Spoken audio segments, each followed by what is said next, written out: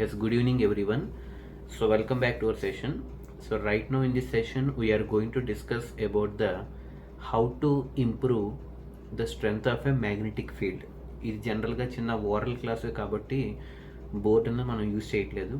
So ఇప్పటి వరకు మనం కంప్లీట్ చేసుకున్నటువంటి డిఫరెంట్ సెషన్స్లో ఫస్ట్ సెషన్ వచ్చి production of magnetic field in a long straight current carrying conductor, that is first case.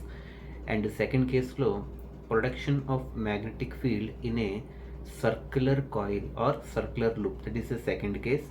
And third కేస్కి వచ్చేటప్పటికి production of magnetic field inside a solenoid. అంటే 3 cases మనం కంప్లీట్ చేసుకున్నాం. ఫస్ట్ కేసు వచ్చేటప్పటికి long straight current carrying conductor, second is circular loop, థర్డ్ది inside a solenoid.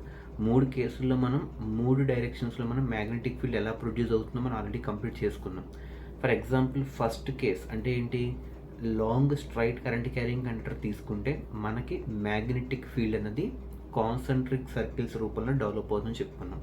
Already we have observed that in a long straight current carrying conductor the magnetic field produced will be in the form of concentric circles.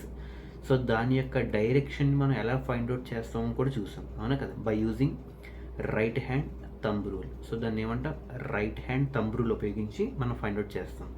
ఈ right hand thumb రూల్కి మరొక పేరు కూడా ఉందని చెప్పుకున్నాం, Maxwell's cork screw rule అని కూడా అంటాం దాన్ని. ఓకే, సో ఈ రైట్ హ్యాండ్ థంబ్ రూల్ని ఉపయోగించుకుని లాంగ్ స్ట్రైట్ కరెంట్ క్యారింగ్ కండక్టర్లో మ్యాగ్నెటిక్ ఫీల్డ్ యొక్క డైరెక్షన్ మనం ఫైండ్ అవుట్ చేస్తాం. అది clockwise anticlockwise అనేది basing upon the direction of the current బట్టి.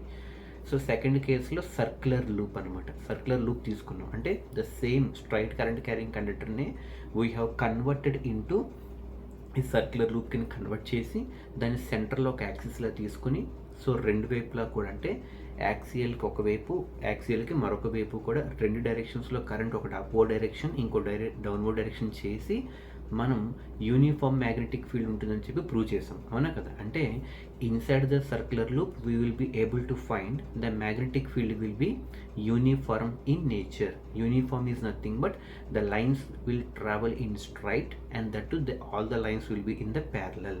So it resembles a bar magnet. అది అర్థమైతే మనకి సాలినాయిడ్ అర్థమైపోతుంది. అంటే ఇక్కడ మనం ఒక కాయిల్ డిస్కస్ చేసాం, సాలినాయిడ్కి వచ్చేటప్పటికి ఎన్ నెంబర్ ఆఫ్ కాయిల్స్ అంటే వైండింగ్స్ అనేవి ఎక్కువ ఉంటాయి అనమాట. సో ఇక్కడ ఒక కాయిల్కే మనం యూనిఫామ్గా వస్తే ఆ సాలినాయిడ్లో ఎన్ కాయిల్స్ ఉంటాయి కాబట్టి వచ్చిన ప్రతి కాయిల్కి కూడా యూనిఫామ్గా ఉంటుంది. సో దీన్ని బట్టి సాలినాయిడ్ లెంత్ ఎంతైతే ఉందో along the length the magnetic field will be uniform and it will be much more stronger inside the solenoid. So ఇప్పుడు మీరు అబ్జర్వ్ చేసి ఇదంతా ఓవరాల్గా రీక్యాప్ చేసాం. సో దీన్ని బట్టి మనకి ఏం తెలియాలంటే ఒక టైం వేస్ట్ కింద ఫీల్ అవ్వకూడదు, ఎందుకంటే ఒక రివిజన్ కింద ఫీల్ అవ్వాలన్నమాట.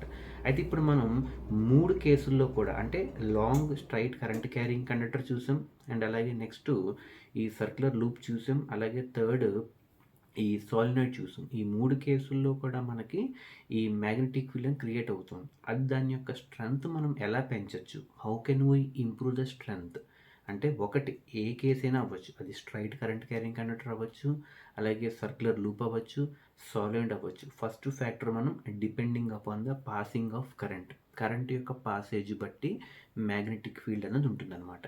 ఓకే, అది మనం తెలుసుకోవాలి. So magnetic field is proportional to the amount of current passing. అంటే కరెంట్ పాసింగ్ బట్టి మనకి మ్యాగ్నెటిక్ ఫీల్డ్ ఉంటుంది. కరెంట్ యొక్క స్ట్రెంగ్త్ పెంచితే మ్యాగ్నెటిక్ ఫీల్డ్ యొక్క స్ట్రెంగ్త్ పెరుగుతుంది అనమాట. సో ఫస్ట్ ఫ్యాక్టర్ అలాగా by increasing the value of current, I value.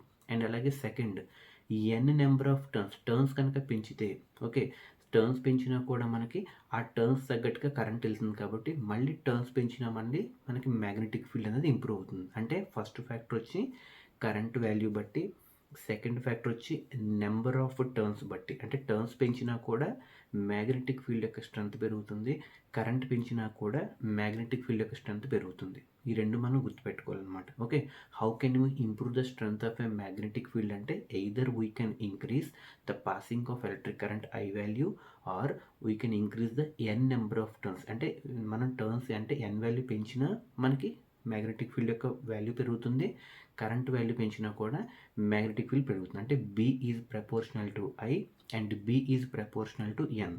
But ఇక డిస్టెన్స్ పెరిగే కొద్దీ అంటే కాన్సెంట్రిక్ సర్కిల్స్ డెవలప్ అవుతున్నావునా కదా, ఆ డిస్టెన్స్ పెరుగుతున్నప్పుడు అంటే కండక్టర్ సెంటర్లో ఉంది, చివరి సర్కిల్ దూరంలో ఉన్నప్పుడు ఆ డిస్టెన్స్ పెరిగితే మాత్రం మ్యాగ్నెటిక్ పవర్ తగ్గిపోతుంది అనమాట. అంటే రెండిటికి డైరెక్ట్లీ ప్రపోర్షనల్, ఒకదానికేమో ఇన్వర్స్లీ ప్రపోర్షనల్. అంటే కరెంట్ వాల్యూకి నెంబర్ ఆఫ్ టర్న్స్కి అది డైరెక్ట్లీ ప్రపోర్షనల్, ఎవరు మ్యాగ్నెటిక్ ఫీల్డ్. బట్ డిస్టెన్స్కి మాత్రం ఇన్వర్స్లీ ప్రపోర్షనల్ అనమాట. అంటే డిస్టెన్స్ పెరుగుతోంది అంటే మ్యాగ్నెటిక్ ఇంపాక్ట్ అనేది తగ్గిపోతూ వస్తుంది. బట్ కరెంట్ పెరుగుతోంది అంటే మ్యాగ్నెటిక్ ఫీల్డ్ పెరుగుతుంది. నెంబర్ ఆఫ్ టర్న్స్ పెరుగుతున్నాయి అంటే మాత్రం మ్యాగ్నెటిక్ ఫీల్డ్ పెరుగుతుంది. అంటే B is proportional to I, B is proportional to N, but B is inversely proportional to 1/d అంటే డిస్టెన్స్కి అనమాట. So in this way we can increase the strength of a magnetic field. Okay, ఇక్కడతో ఈ session complete చేసి రేపు మనం Fleming's left hand rule గురించి discuss చేద్దాం. Okay, so good evening, have a nice day, take care everyone.